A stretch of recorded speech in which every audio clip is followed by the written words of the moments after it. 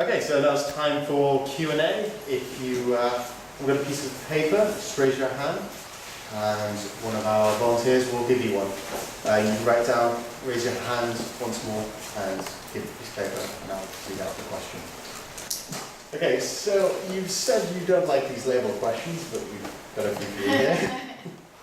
So, could you tell us a little bit about your background, maybe figure out like what? Can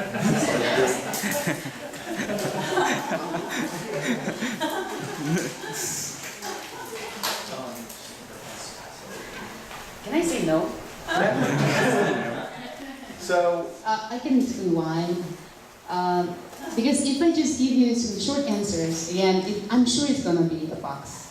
If you really want to know me, just come over to me. I will tell you. I will give you a longer version. Because if you just say, "Hi, how are you? I'm fine, thanks, bye." Do you really want to know how I am? I can talk for an hour. Bye, before even how are you, right? So, yeah, that's my answer. Okay, that's fine. So, can you tell us what brought you to Korea?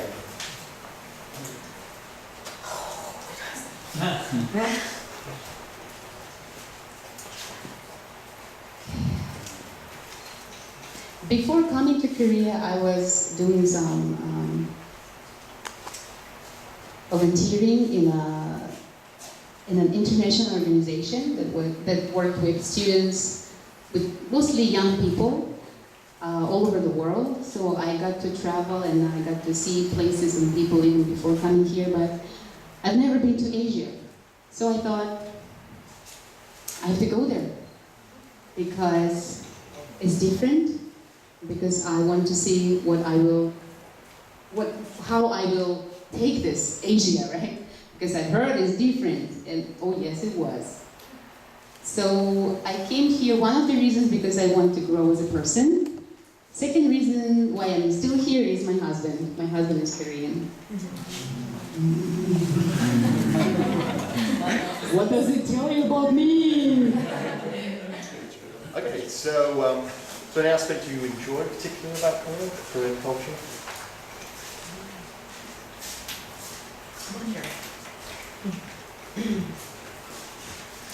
I love that Korean people, well, I don't know about the young generation. This is funny because when people ask me about Korean people, and I say, they're very active. This is what I like. I see, they climb mountains, they swim in the swimming pool. They have no legs, but they swim in the swimming pool. And some people say, you know what? I've studied with Koreans in China somewhere. That girl told me, and all they do is drink. Okay, maybe I have to change my answer now. People who are not that young are very active in the way I like. I can talk about it more, but I think this is what comes into my mind. Okay, how has the book changed your experience on life? What changed about your life once you read the book? I've read this book maybe 15 times, I think. Maybe more, I don't know. It's not like from cover to cover, but every time I feel like I need a push. I need to just do something. I need to challenge myself. I read it, and after reading maybe 10 minutes is enough usually. It's like, okay, now I have to go and do something. So it helps me to get this energy to, like I said, it bursts my heart, the engine starts, and then I go do whatever I do. Yeah. How's it affect how you treated others, this book? Like I said, I try to go without labels, which is really, really hard. I understand that, I understand, but what you understand and what you actually do can be two different things, right? So I understand that I have to let things slide, and I cannot win them all, that's fine, but many things, because there's another part of me that is a perfectionism. I want everything done well, and I want to be this great person. So I just try to turn on my brain at those times and say, you cannot win them all, just let it slide, it's okay, you'll learn, it's fine. And when I do this to myself, it's much easier to do to others as well, like to my kids or students or just people around me.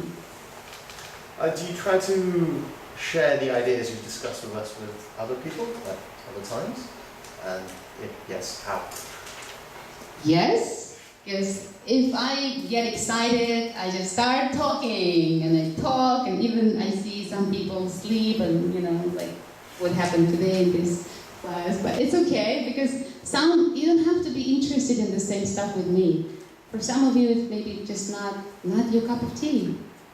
But I can see a couple of eyes who look at me and they go, yeah, so I saw you today, I'm gonna maybe come to you later. If I see that the person is interested, if we are on the same wave, I will share. I'll share. And that's not just because I'm sharing, because I'm sharing because I want to learn from you as well. If you have similar ideas, I mean, they don't have to be same, but if we are on the same wave, let's say, that we can share.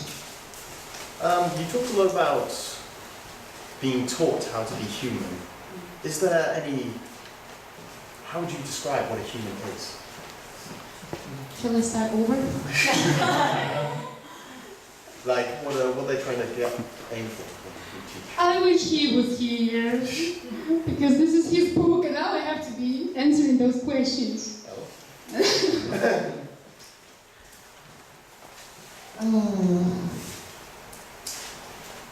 Do you have answers? Do you have an answer to this question? How to be human? So to me, it's just try doing new things. I know, like every day now, I wake up in the morning, and you can call it prayer, or you can call it meditation. I sit quietly there, and I try to listen to myself, and I try to prepare myself for the day. And I'm asking myself, who am I? Who are you? There are some things that I know already, but it's just like 2 or 3 of them that I'm sure of.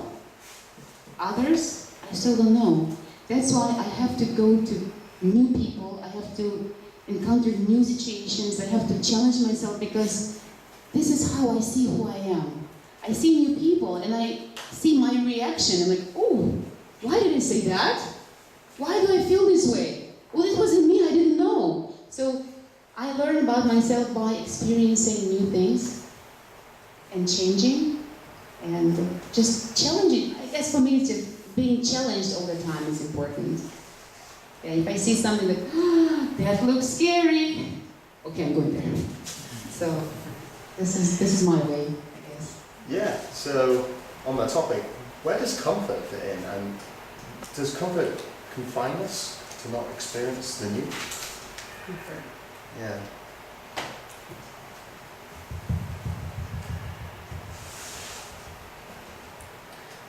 For some people, I guess some people like routine. And I guess there's nothing bad in routine if you feel that this is your thing, that it makes you happy, doing the same thing, and if you love it, doing the same thing all over and over again. And they get comfort from that, from this safety feeling. In my case, routine kills me. I cannot do the same thing again and again. So my comfort is in experiencing new things and feeling that I am free. I'm not afraid. Or even I'm afraid a little bit, after I've done it, I go, well done. Even, you made a mistake or whatever, but you did it, you know it, you can share it. So it's like my bank. I put all of my experiences in my personal bank and I have it and I can get it out of there anytime I want. So my comfort is in accumulating stuff, not things. Speaking of which, someone asks, what is your most memorable risk? Risk. There are different levels, I guess. Some of them are more on a physical level, right? Some of them are more, let's say, spiritual or level of mind, maybe, I don't know. My physical was jumping with a parachute out of the plane, maybe. I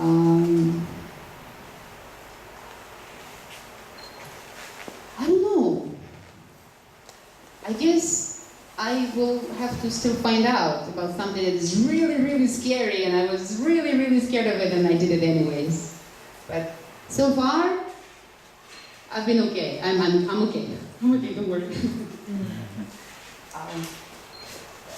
I was going to say, sorry, becoming a mother, do you think, was that like a huge risk-taking decision for you? The thing is that it is a huge risk, but we don't know that before we become mothers. Just after we become parents, we go like, my goodness, what was I thinking? It's like I'm never, even now I have 2 kids. My son is a teenager and he's telling me, I go, hi baby, how was your day today? I don't have answers. And the more I live, the less answers I have. And it's so confusing on one hand. But on the other hand, I guess it can make me patient and compassionate with other people, because if you have answers and you think this is right and this is wrong, it will just, too simple, or I don't know.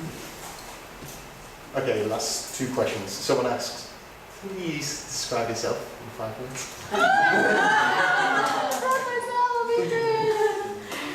Oh, I should have prepared.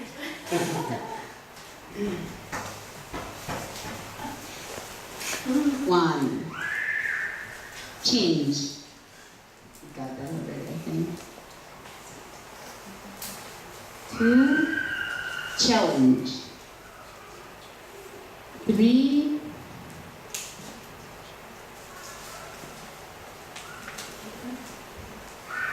friends. My family, friends first. Oh. My husband will not watch that. 4,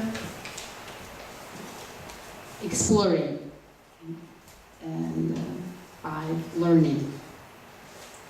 And joy. Oh, let's come home and think about that again. And the last question, do you think the view on love, the world's view on love is changing?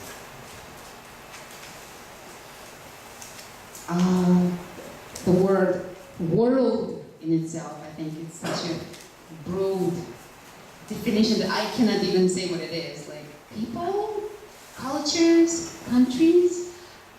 I guess people been changing throughout history. And I'm taking this class right now, of course, at the Kingdom University. And the title is Future of Our Society. So what the professor is telling us is that we've come to this, right now, we've come to this point that we're becoming one global family, and we don't even know about it. Like, we are still in our primitive minds of my tribe, my family, my country. But the world is already ready for us being one global family. There are no borders for money, no borders for people, no borders for things, no borders for knowledge. It's all flowing around, and we're still sticking to this man.